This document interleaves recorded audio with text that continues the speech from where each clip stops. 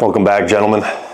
In today's video, I want to have a heart-to-heart with you all about something that I see hindering the personal development and self-growth of not only myself, but countless other people that I have met throughout my life. And that is the pain of regret, the weight of regrets. And whether it's regretting something that you did or regretting oftentimes something that you said that you cannot take back. Once something has been set in motion, once something has been done, that regret that you may feel for that event or for whatever it was that you did or said,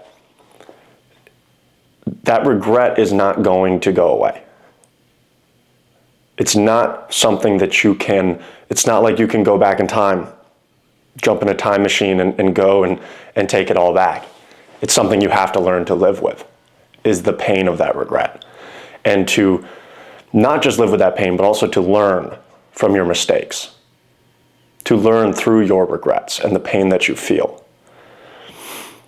You know, I often hear the saying, pain is progress. Pain is progress, but I don't believe that to be necessarily true. Pain is the opportunity for progress. Pain is the opportunity to improve, to learn from the mistake that you made that caused you that pain, and to actually enact change in your life.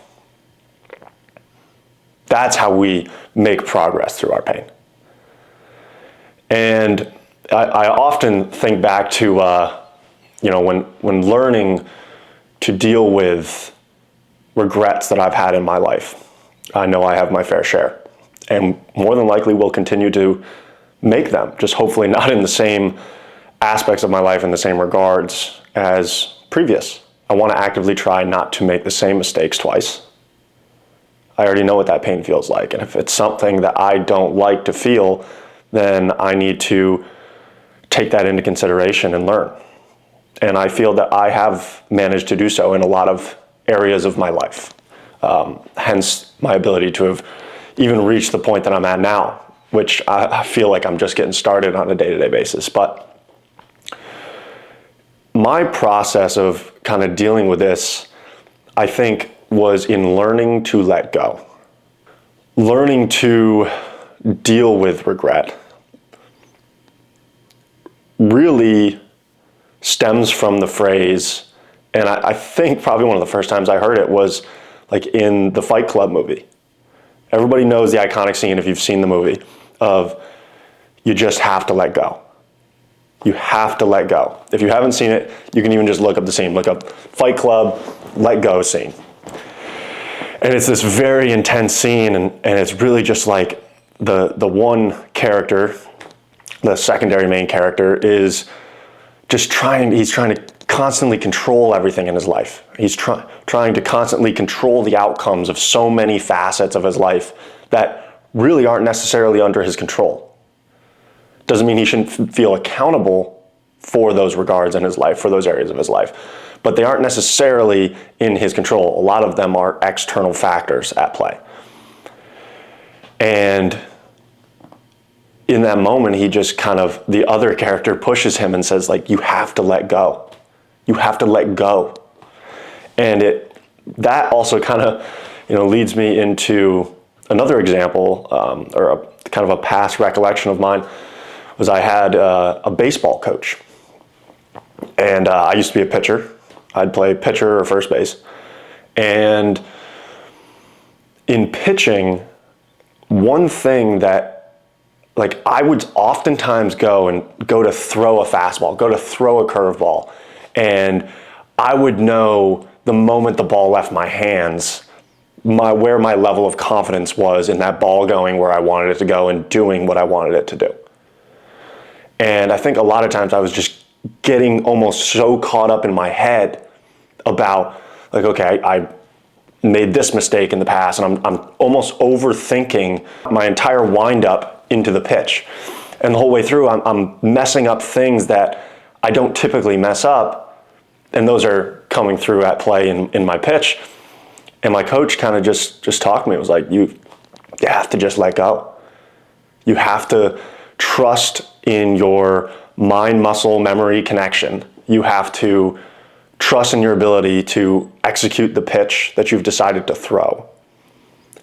And once that ball leaves your hand, whether it goes where you want it to go, whether it's a ball or a strike, or whether it's hit, no matter what, you need to be putting yourself in the best possible position for whatever the outcome is going to be.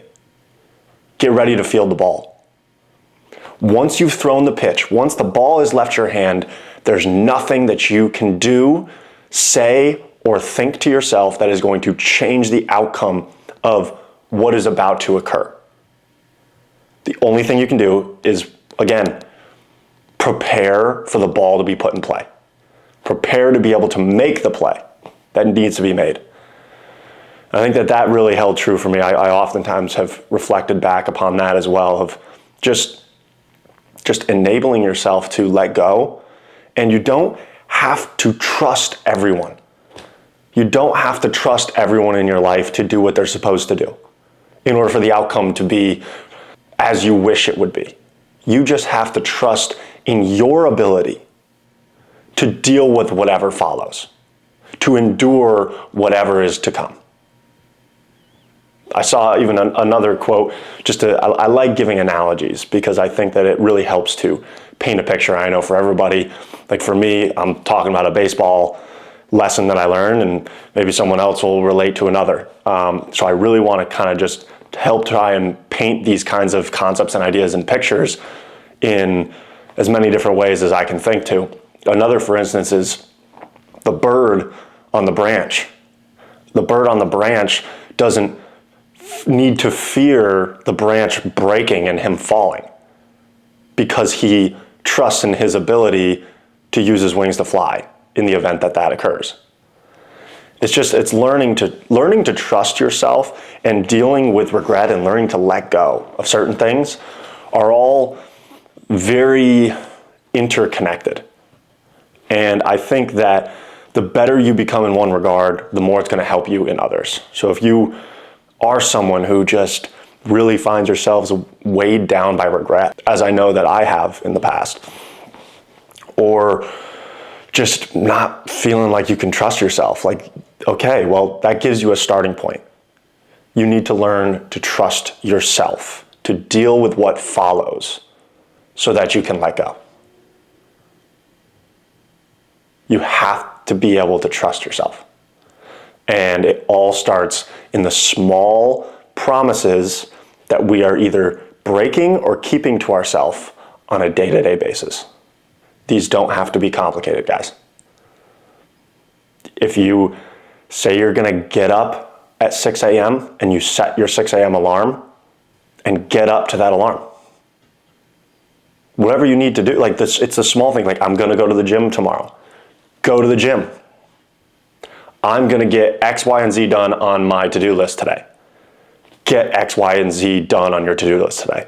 You have to convince your brain through results and execution that you are trustworthy to yourself, that you actually do what it is that you say you're going to do. And as you begin to trust yourself more, that's when you're going to be able to trust yourself to deal with what's to follow, to deal with future hardship, struggle, etc. And that's when the process of beginning to allow yourself to let go of some things all begins. And I can tell you from experience that getting yourself to a point where you're able to start letting go of some of the regrets that you have, if you're able to get yourself to that point, you will start to truly realize just how limitless your potential is.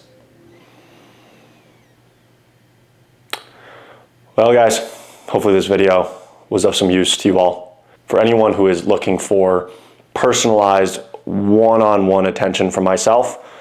I do offer one-on-one coaching now. You can check that out, the link below.